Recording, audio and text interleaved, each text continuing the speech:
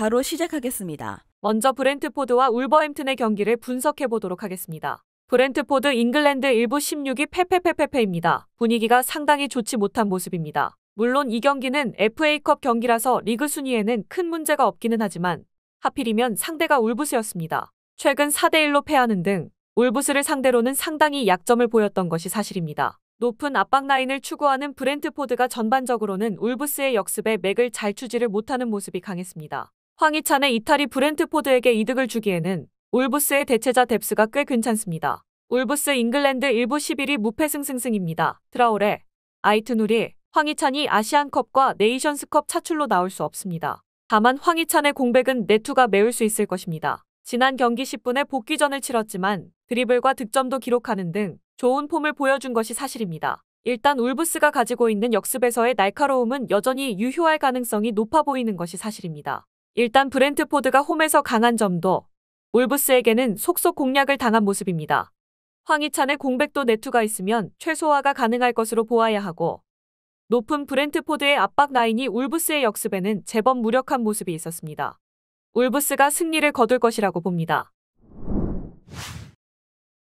다음은 풀럼과 로더럼의 경기를 분석해 보도록 하겠습니다. 풀럼 잉글랜드 1부 13위 승무패패승입니다. 다음 리그 일정이 리버풀이라 이 경기에서는 로테이션이 꽤 큰 폭으로 이루어질 가능성이 있습니다. 다만 비니시우스가 노리치와의 EFL컵에서 득점을 기록하는 등 로테이션을 돌리는 비중이 높은 컵 대회에서의 성과가 아주 나쁘지는 않았던 모습입니다. 애초에 넘버 9의 폼이 정상적이라면 라인을 높여서 플레이하는 팀의 장점을 잘 살리면서 하위 전력을 잡아내는데 큰 어려움이 있지는 않았습니다. 로더럼 잉글랜드 2부 24위 패패승무무입니다. 로더럼 입장에서는 풀럼의 압박에 라인이 슬슬 뒤로 밀릴 것입니다. 한 방으로 뒷공간을 넘기면서 나름의 재미를 볼 수는 있겠지만 하프라인에서 1차적인 수비 라인을 구축하는 유형임에도 수비가 너무 빈약하다는 점이 매우 아쉬울 것입니다. 결국 화력전으로 간다고 하더라도 풀럼의 공세를 버티는 것 자체가 어려울 가능성이 높다고 봐야 할 것 같습니다. 로테이션을 돌린다고 하더라도 컵 대회에서의 성과 자체가 아주 나쁘지는 않습니다.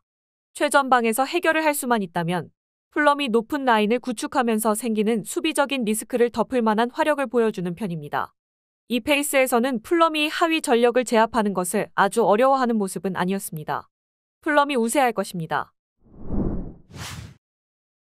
다음은 토트넘과 벌리의 경기를 분석해 보도록 하겠습니다. 토트넘 잉글랜드 1부 5위 승승승패승입니다. 주력 선수들이 네이션스컵과 아시안컵으로 빠집니다. 일단 사실상 엔트리 구성은 로테이션, 멤버 위주가 될 가능성이 높은 상황입니다. 일단 리그컵에서 로테이션을 돌렸다가 풀럼에게 잡힌 경기가 생각날 수 있는데 다행히 그 당시 부진했던 로셀소가 지난 경기에서는 이도움을 기록하는 등 메디슨의 빈자리를 채울 수 있을 만한 기량은 보여주었습니다. 애초에 벌리가 박스를 타격하는 능력이 부족해 토트넘의 공격적인 플랜 A를 굳이 사용하지 않을 이유는 없습니다. 벌리 잉글랜드 1부 19위 무패승패패입니다. 4-4-2로 가면서 나름대로 실점을 줄이려는 노력은 하는 중입니다. 다만 득점력은 지공이든 속공이든 늘 하락세가 뚜렷합니다. 지난 경기 2골을 넣기는 했어도 세트피스로 한 골을 쥐어짜낸 것을 제외하면 빌라가 무난하게 승리를 기록하는 분위기입니다. 지난 시즌에는 컵 대회에서 맨시티를 상대로 맞불을 놓는 일종의 실험을 하기도 했는데 이 상황에서 토트넘을 상대로 이런 플레이를 보였다가는 좋을 게 없는 것이 사실입니다. 로테이션 멤버들로 구성해야 하지만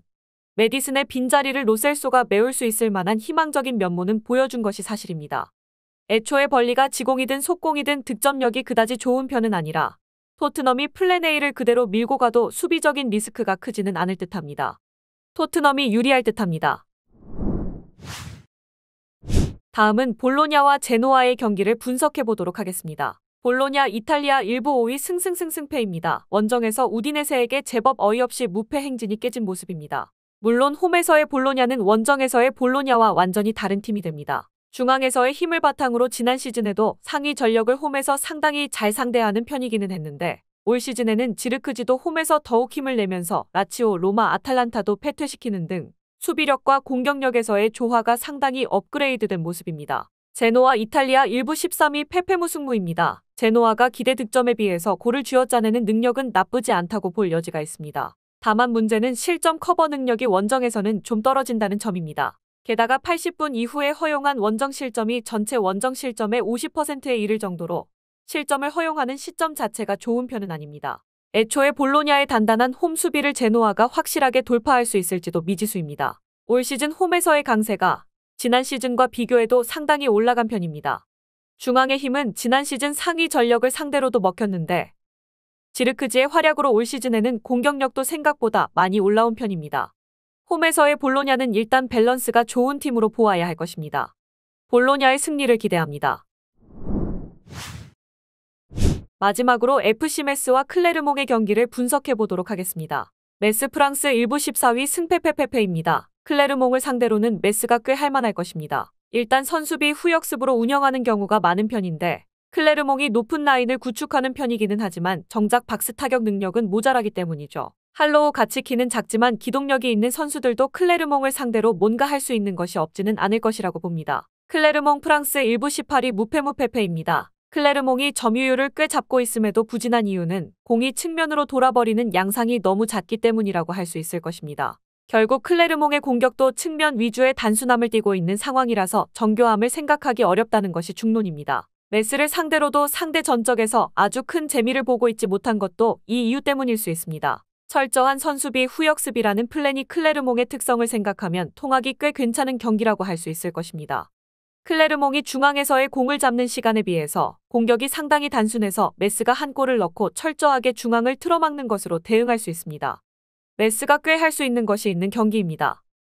영상에서 알려드리는 내용들은 모두 1차 분석 내용들이며 2차 분석과 최종 조합픽은 영상 하단 고정 댓글 링크로 문의 주시면 안내 도와드리도록 하겠습니다. 시청해주셔서 감사합니다. 아직도 혼자 분석하고 계신가요? 이슬TV 스포츠 정보방에서는 실시간 스포츠 커넥션을 통한 소통하는 관리 시스템으로 확실한 수익을 전해드리고 있습니다. 정보방 입장 조건은 없으며 일반인들은 쉽게 접할 수 없는 배당 흐름 분석, 모든 경기 라인업과 결장자, 마지막으로 분석 모델링을 통한 최종 조합픽까지 무료로 제공해드리고 있습니다.